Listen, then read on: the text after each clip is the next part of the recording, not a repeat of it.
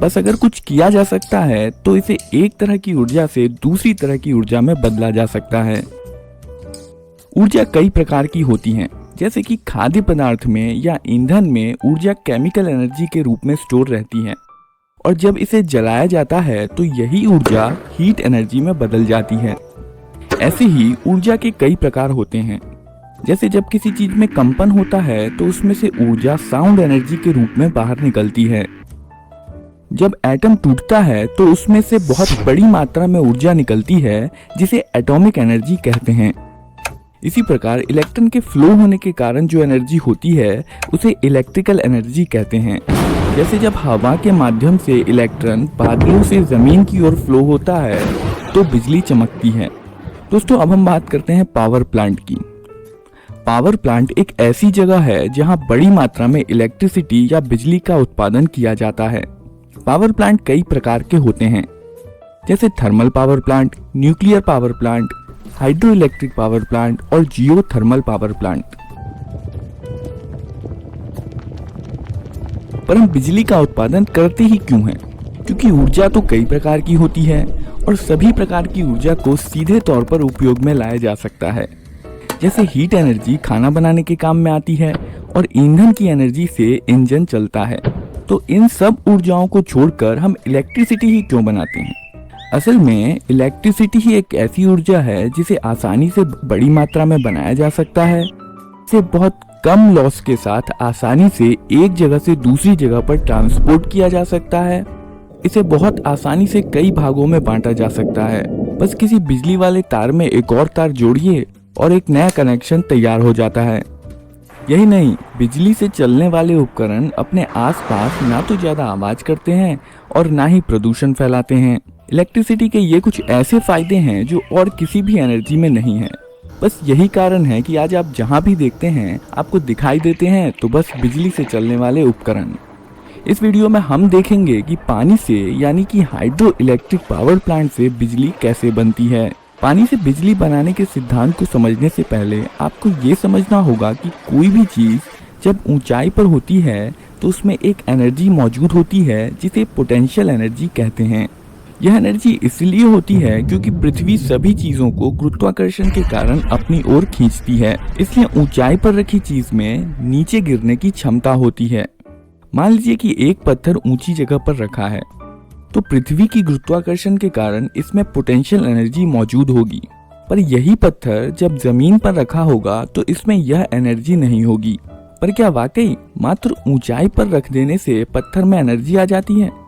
तो चलिए इसको समझने के लिए हम एक एक्सपेरिमेंट करते हैं, जिसमें एक पत्थर को पुल्ली और रस्सी के माध्यम से ऊपर हवा में लटकाया गया है और पत्थर के ठीक नीचे एक लकड़ी का फट्टा रखा गया है। रस्सी को हाथ से छोड़ते ही यह पत्थर नीचे गिरने लगेगा और यही नहीं बल्कि इसकी स्पीड भी बढ़ती चली जाएगी और नीचे पहुंचते पहुंचते यह पत्थर इतना पावरफुल हो जाएगा कि यह जमीन पर रखे लकड़ी के फट्टे के चीथड़े उड़ा देगा।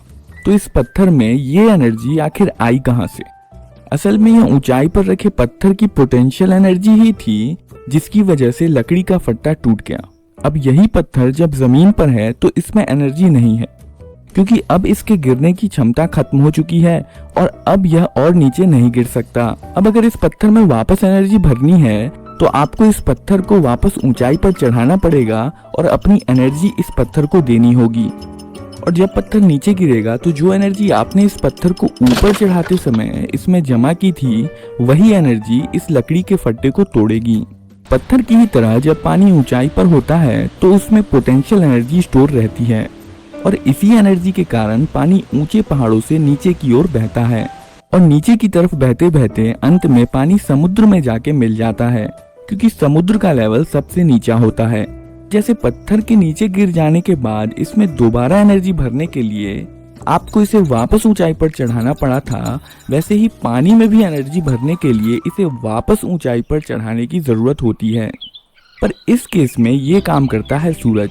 सूरज की एनर्जी नदी, झील और समुद्र के पानी को गर्म कर देती है, जिससे पानी भाप बनके ऊपर आसमान में चला जाता है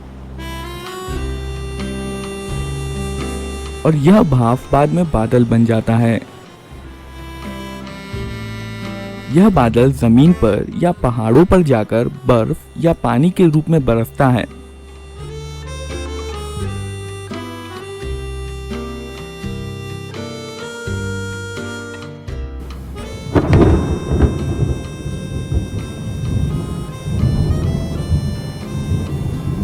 जिससे पानी फिर से ऊंचे लेवल पर पहुंच जाता है और वहां से ये पानी नदी में इकट्ठा होकर समुद्र की ओर बहता है।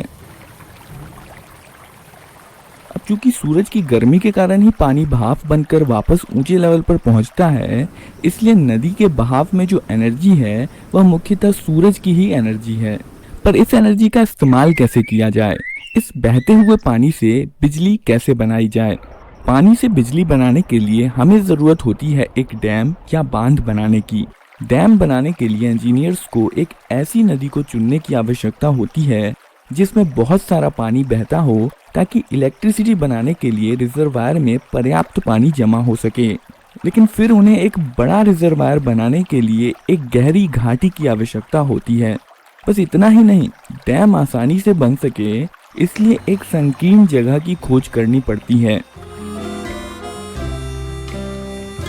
डैम नदी के स्वतंत्र बहाव को रोक देता है और इसके पीछे नदी का बहुत सारा पानी जमा हो जाता है, जिसे रिजर्वायर कहते हैं। अब अगर नदी के आसपास कोई बस्ती या घर होंगे तो वह इस रिजर्वायर में डूब जाएंगे, इसलिए इन लोगों के रीसेटलमेंट की भी ज़रूरत होती है। आप देख सकते हैं कि डैम बनाने से डैम के एक तरफ रिजर्वायर में बहुत सारा पानी ऊंचे लेवल पर जमा हो जाता है। अब बस ज़रूरत है तो पानी को ऊंचे लेवल से नीचे लेवल पर गिराने की और इसमें मौजूद पोटेंशियल एनर्जी को इलेक्ट्रिकल एनर्जी में बदलने की। पानी में से एनर्जी निकालने के लिए बड़ी बड़ी पाइप्स के माध्यम से पानी को नीचे की ओर गिराया जाता है। इन पाइप्स को पेनस्टॉक कहते हैं।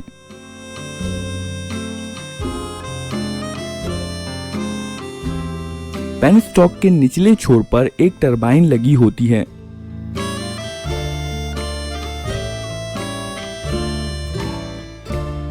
जब पेनस्टॉक के रास्ते को खोल दिया जाता है, तब इसमें से ऊंचाई से गिरता हुआ पानी बहुत तेज गति के साथ बाहर निकलता है और टरबाइन की ब्लेड पर धक्का लगाने लगता है, जिसके कारण टरबाइन ब्लेड घूमने लगती हैं।